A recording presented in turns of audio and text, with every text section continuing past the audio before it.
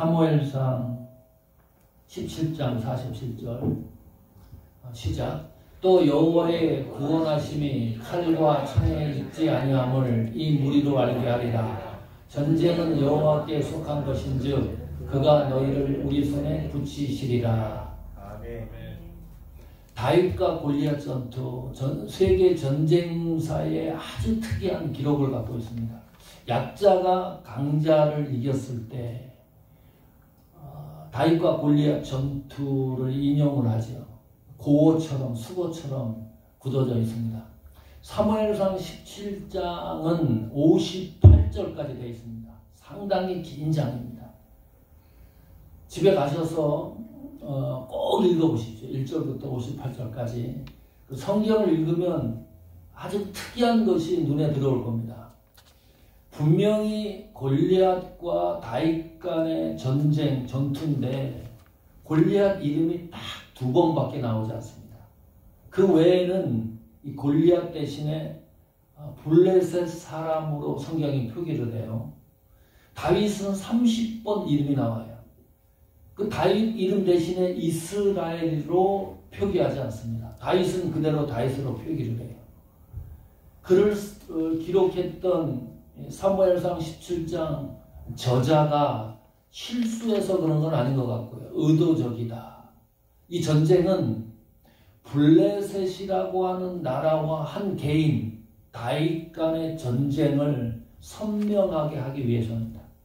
한 나라를 한 사람이 전쟁을 해서 승리했다는 것을 확고하게 기록해 놓고 있습니다.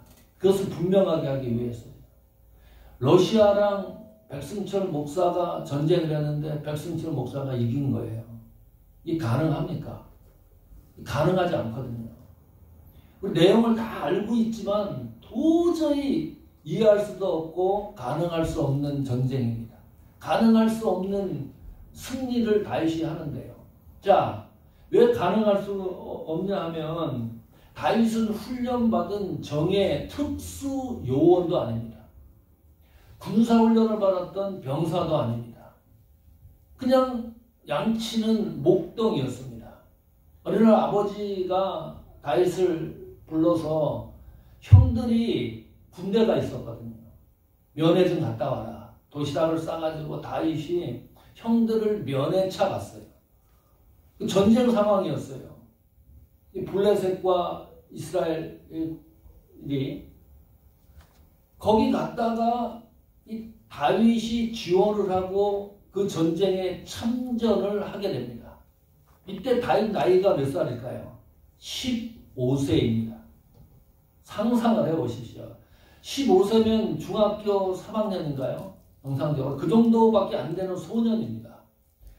15살 소년이 블레셋 나라 최강대국과 대결을 해갖고 승리를 했다. 이해가 안 가는데, 도저히 상상이 안 가는데 성경에 승리했다라고 이겼다라고 기록을 하는 거예요. 이런 일도 일어날 수 있구나.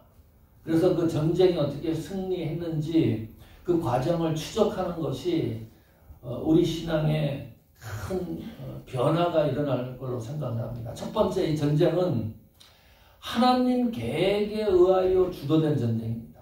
47절 다시 보시면 여호와의 구원하심이 칼과 창에 있지 아니함을 이 무리로 알게 하리라. 전쟁은 여호와께 속한 것인지 그랬거든요. 더 좋은 직역은 이 전쟁은 하나님 손에 있다. 다시 말하면 이 전쟁은 하나님의 것이다. 그런 말입니다. 이 전쟁은 하나님께 속한 것이고 하나님 것이기 때문에 이 전쟁을 통해서 하나님이 말씀하시고자 하는 계획과 의도와 의미가 분명하게 있다는 거예요. 어떤 의도지요? 이 전쟁, 골리앗과 다윗의 전쟁을 통해서 하나님은 어떤 계획을 갖고 있습니까? 사울 대신에 다윗을 이스라엘 대통령으로 세우려고 하는 계획을 갖고 있는 거예요. 이 15살 다윗을 바라보면서 참 참 성경 하나님의 섭리가 묘한 겁니다. 도저히 상상을 할 수가 없는 일인데, 그런데 사무엘상 18장부터 그것이 서서히 드러나기 시작을 해요. 17장에 다윗과 골리앗 전투가 끝난 이후부터 하나님의 계획이 조금씩 드디어 드러나고 있다. 자, 그러면 이런 거지요. 블레셋이라고 하는 나라가 40일 동안 이스라엘을 국지전으로 계속 툭툭 도발하는 거예요. 나라가 난리가 났죠. 강대국이니까. 지금 뭐 예를 들면 러시아하고 우크라이나보다 더 약한 나라라고 생각을 하시면 돼요. 그래도 거기는 대항하는 그런 군대력, 국민성도 있지만, 난리가 났으니까 사울 왕이 징병 모집을 했어요. 군사들을 이 전투에 참여하기 위해서, 대항하기 위해서 보상까지 내걸고 그랬거든요. 그런데 단 한 명도 지원자가 없는 겁니다. 한 명도 참전하는 사람이 없는데 다윗이 이 전쟁에 참전을 하게 되는 거예요. 15살 소년이. 이 다윗은 그 전쟁에 참전하는 것이 어떤 보상을 얻기 위한 것도 아니고, 전쟁의 영웅이 되려고 하는 것도 아니고, 민족의식, 이 나라를 내가 한번 살려보겠다고 하는 민족애에 의해서 전쟁에 참여하는 것도 아닙니다. 본질적인 이유는 다른 것에 있었습니다. 10절 볼까요? 사무엘상 17장 10절입니다. 그 블레셋 사람이 또 가로되 내가 오늘날 이스라엘의 군대를 모욕하였으니 사람을 보내어 나로 더불어 싸우게 하라 한지라. 여기 보면 이스라엘 군대를 모욕했다. 이 말은 블레셋이라고 하는 나라가 하나님을 모욕했다. 그 말입니다. 성경을 또 계속 읽어 내려가다 보면 이스라엘 군대를 모욕한 것이 하나님을 모욕한 것으로 기록되고 있습니다. 결정적 이유가 이거예요. 이 블레셋이라고 하는 나라가 하나님을 모욕하는 것을 다윗이 귀로 듣고 봤기 때문입니다. 이 모욕이라고 하는 단어가 의미 있습니다.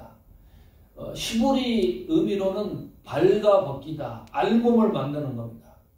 고대 사회에서는 포로로 잡히면 이 포로를 몽땅 옷을 벗겨요. 알몸을 만들어요. 수치심을 주기 위해서. 그리고 너는 포로라는 것을 각인시키기 위해서 그렇게 하는 거죠. 꾸짖다, 욕하다, 그런 의미도 있어요. 그러면 이 블레셋이라고 하는 나라는 하나님을 갖다가 포로 정도로 생각을 하는 겁니다. 다윗이 그것을 알고 있어요. 자, 묘한 거는 블레셋 나라가 그 하나님을 모욕하고 있는데 그 하나님을 다윗은 신앙의 대상으로 섬기고 있는 거예요. 그러면 다윗 생각에 이것은 내가 신앙생활하는 그 하나님을 모욕한다라고 다윗은 인지하고 있기 때문에 다윗 편에서는 내 신앙과 믿음을 흔드는 것으로 생각을 하는 거예요. 하나님의 말씀을 훼손하는 것으로 다윗이 인지했다. 그 말은 다윗이라는 이 인물이 블레셋이라고 하는 나라를 그 당시를 바라보는 그 시각입니다. 이 다윗의 세계관이라는 거죠. 그래서 다윗의 믿음은 항거하는 신앙입니다. 전투하는 신앙입니다. 내가 하나님 말씀대로 사는데 하나님 말씀대로 살아보려고 애를 쓰는데 그것을 흔드는 어떤 세력이 들어왔기 때문에 그걸 방어하는 거예요. 방어할 뿐 아니라 항거한다. 항거한다는 말이 뭐지요? 믿음을 지키기 위해서 생명을 거는 거예요. 한 명도 이 전쟁에 지원자가 없는데 다윗이 참전했다는 것은 나는 이 문제가 신앙의 문제라는 거지요. 그냥 단순히 전쟁에 대한 그런 문제가 아니고 나라와 나라가 전쟁하는 것 그런 인식이 아니고 이것은 신앙의 문제이기 때문에 나는 생명을 걸겠다. 그래서 전투에 참여를 해요. 박영식 선교사님이 그런 10주년 때 그런 글을 썼어요. 10주년을 쭉 이제 정리를 하면서 10년 넘게 선교지를 섬기면서 선교는 뭐냐, 복음 전하는 것은 뭐냐, 이렇게 정의를 해요. 선교는 인내하는 거다. 선교는 10년 넘게 선교는 기다리는 거다 라고 정의해오며 주님의 은혜로 여기까지 왔습니다. 이 문자를 우연히 적어보면서 주님의 음성을 듣습니다. 나에게 꼭꼭 붙어 있어라. 하나님에게 꼭꼭 붙어 있어라. 할렐루야. 주님의 은혜, 그것이 답이네요. 은혜 없이 정말 살 수가 없었는데 은혜 없이 살 수 없습니다. 그 의미를 더 알게 되었습니다. 선교 10년을 정리하면서 특히 복음이 전하는 일이 뭐냐? 인내하는 거다. 기다리는 거다. 한 문장으로 정의를 해요. 우리 신앙은 인내하고 기다리는 거다. 왜요? 하나님의 지시대로 움직여야 되기 때문입니다. 어떨 때는 5년 기다릴 때도 있고요. 어떨 때는 10년을 기다려야 할 때도 있습니다. 그때서 하나님이 문을 여는 경우도 있기 때문입니다. 이 기다린다는 것은 무슨 의미예요? 포기하지 않는 겁니다. 왜 포기하지 않는 거죠? 그 일이 하나님의 일이기 때문입니다. 다른 이유가 없어요. 하나님의 계획이 사모하는 교회에 있다 그러면 우리는 인내하고 기다릴 수밖에 없어요. 당연히 움직여야 되죠. 그것을 포기하지 못하는 이유는 이 일이 하나님의 일이기 때문이다. 우리에게 하나님의 계획이 있습니다. 하나님의 목적이 있습니다. 그래서 우리가 포기하지 못하는 이유는 하나님의 일이기 때문에 포기하지 못하는 거예요. 그래서 인내하고 기다리는 겁니다. 하나님이 어느 순간에 우리를 이스라엘 대통령 권좌에 올려놓을 수도 있기 때문입니다. 그 하나님의 계획이 우리 교회와 우리 사역 속에 숨어 있는 거죠. 그 길을 가는 겁니다.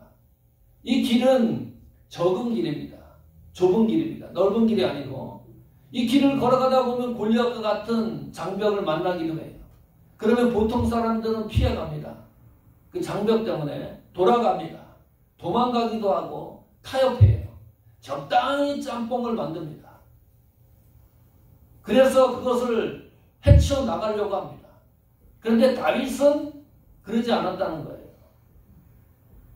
하나님의 계획 속에 내 믿음과 신앙을 지켜나가려고 하는 결심이 있었다. 그것이 흔들리지 아니하도록 거기에 생명을 걸었다. 이 문제가 전쟁의 문제가 아니고 신앙의 문제라고 하는 것을 인식이 되면 다윗과 같이 믿음을 항거할 수 있는, 생명을 던질 수 있는 그런 신앙인들이 역사 속에도 나오잖아요. 하나님의 계획이 있다. 이 전쟁에 승리하는 이유입니다. 두 번째는 그 전쟁은 하나님이 함께하는 전쟁입니다. 다윗이 승리를 했습니다. 여기 성경에 보면 골리앗에 대해서 아주 상세하게 묘사를 하는데요. 이 골리앗이 키가요 2m 80cm예요. 갑옷 57kg. 갑옷만. 제가 결혼하기 전에 55kg 그걸 하였으니까 나보다 2kg가 더 넘은 것을 갑옷으로 착용을 했어요. 자, 노창날 있죠. 창이 아니고 창날. 날만 7kg이에요. 그리고 이 골리앗 앞에는 방패병들이 있었습니다. 골리앗을 지키는 완전 무결한 최첨단 무기를 가지고 이스라엘을 공격하는 거예요. 도저히 이길 수 없는 싸움이다. 다시 말하면 그 전쟁에 지원을 해서 참전을 하면 백전백패고 생명의 위험을 느끼니까 그 당시 사람들이 한 명도 참전을 안 했다는 거죠. 그런데 다윗이 참전을 합니다. 그 다윗이 참전하는 마음의 자세가 어떻을까? 그것이 궁금해요. 45절입니다. 사무엘상 17장 45절.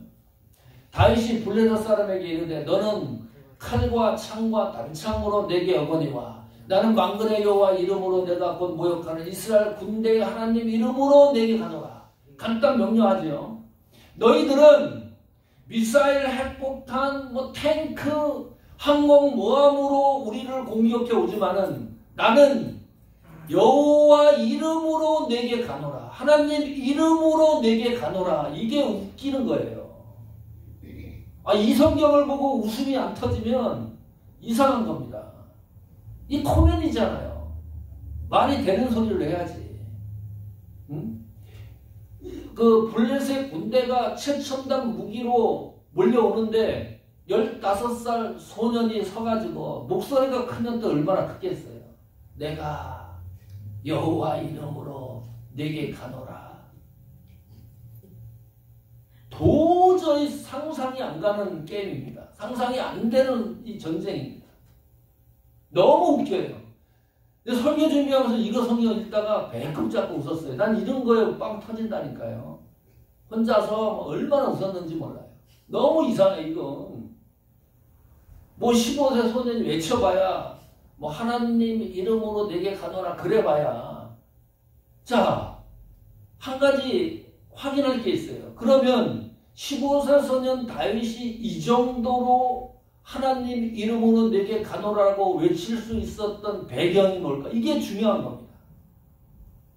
그 어린 소년이 어떻게 이렇게 신앙의 능력과 믿음으로 블레셋 전쟁을 하고 있느냐? 그 배경이 중요한 거예요. 사무엘상 17장 37절입니다. 같이 한번 읽어볼까요? 시작. 또 가로되 여호와께서 나를 사자의 발톱과 곰의 발톱에서 건져내셨은즉 나는 이 블레셋 사람의 손에서도 건져내시리라. 사울이 다윗에게 이르되 가라 여호와께서 너와 함께 계시기를 원하노라. 여기 잘 보면 건져냈다. 이 말은 하나님이 다윗과 함께 했다. 그거를 다윗이 인지한 거예요.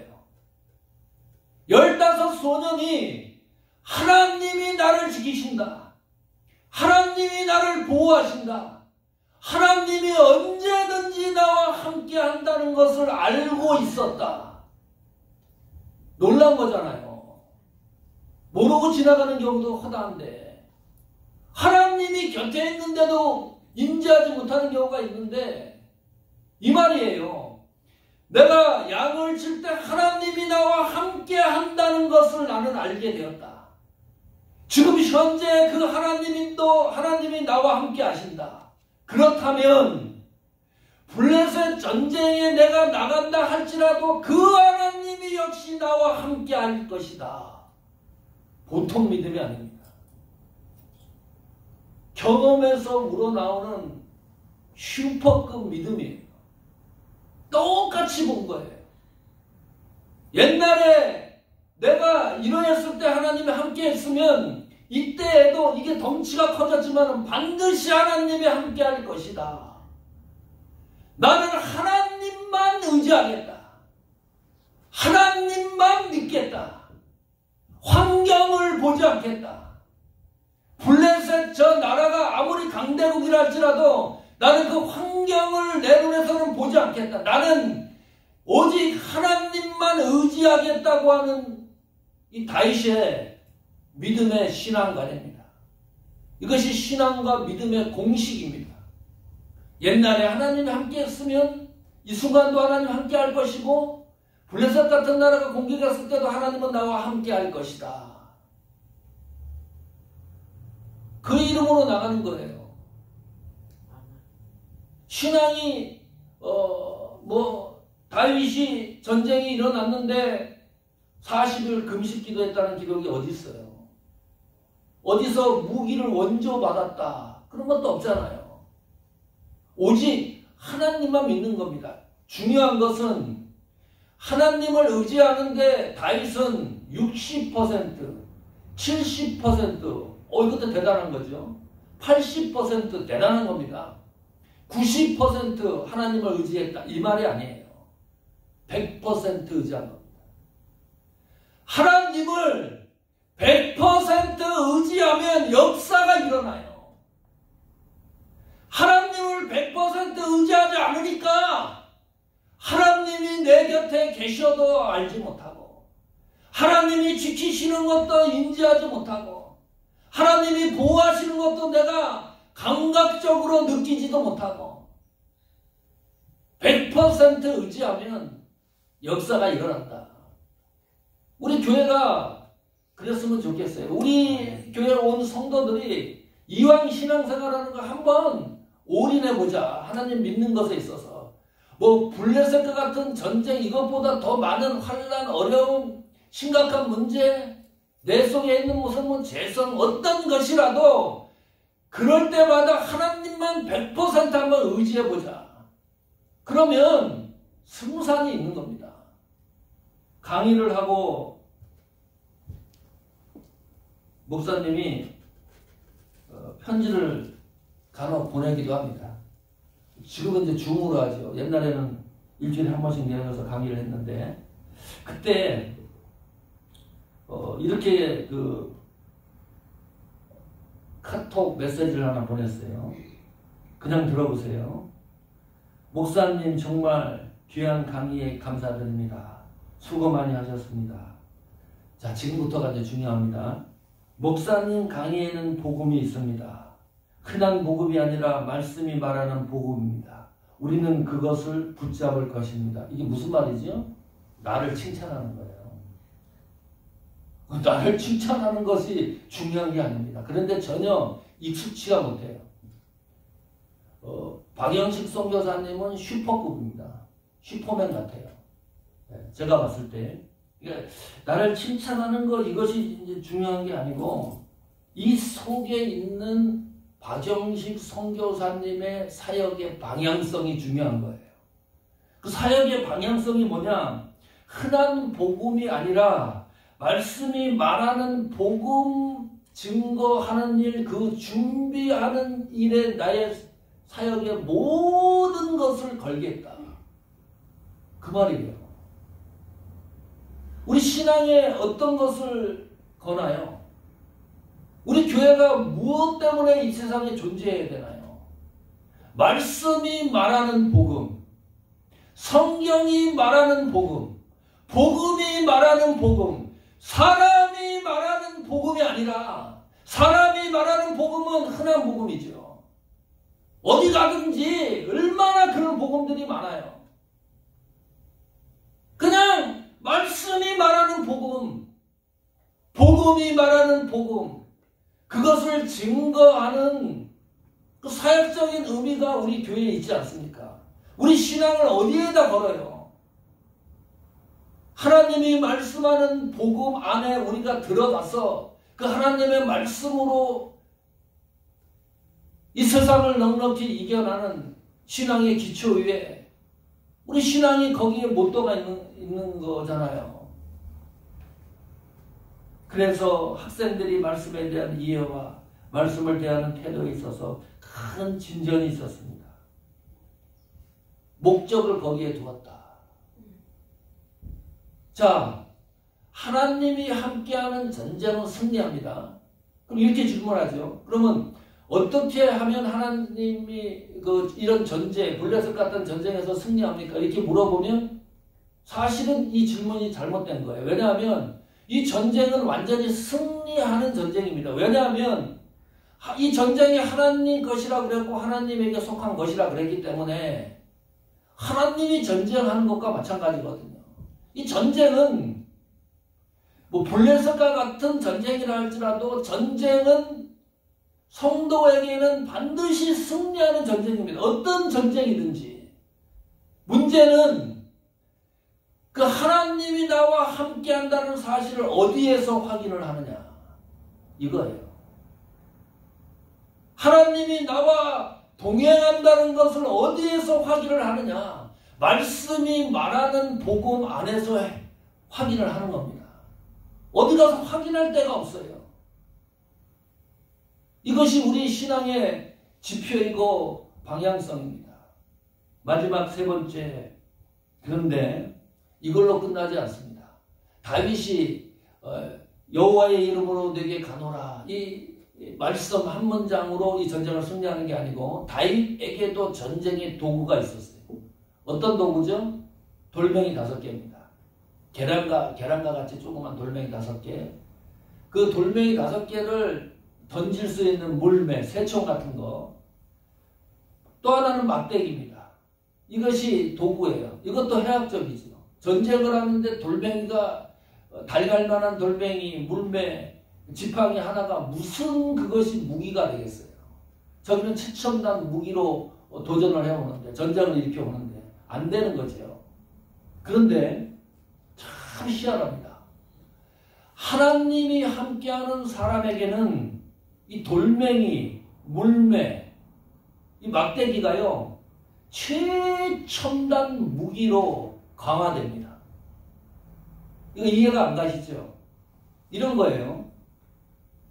어느 날 모세에게 하나님이 네 손에 있는 게 뭐냐 물어봤어요. 그 지팡이입니다. 던져봐라. 뱀이 됐어요. 나 집어봐라. 그랬더니 또 지팡이가 됐습니다.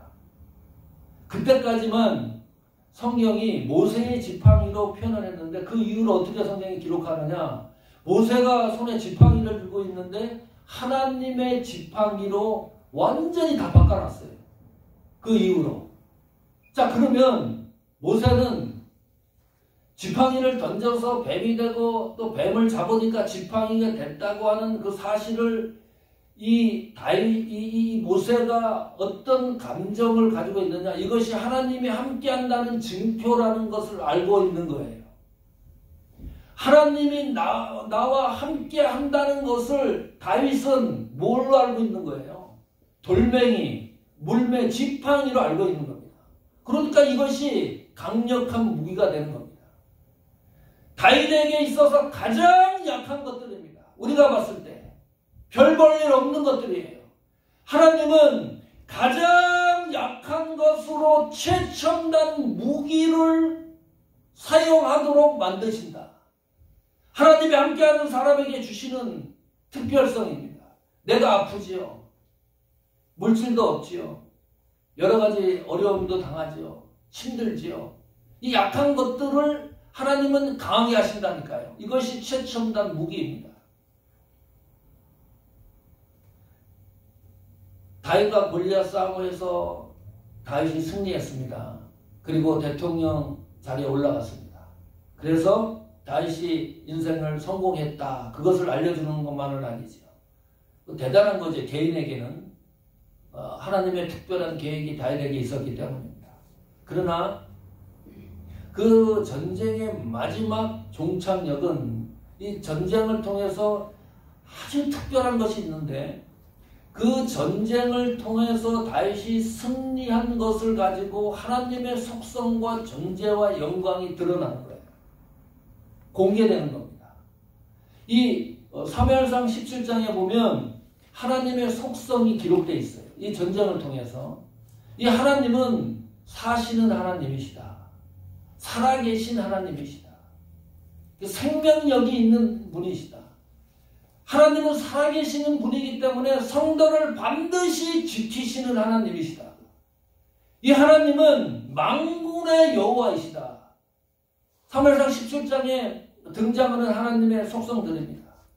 만군의 여호와, 통치하시고 섭리하시는 하나님, 자연을, 역사를, 인간을, 또 전쟁과 같은 어려움까지도 통제하고 섭리하시는 그분이 하나님이시다.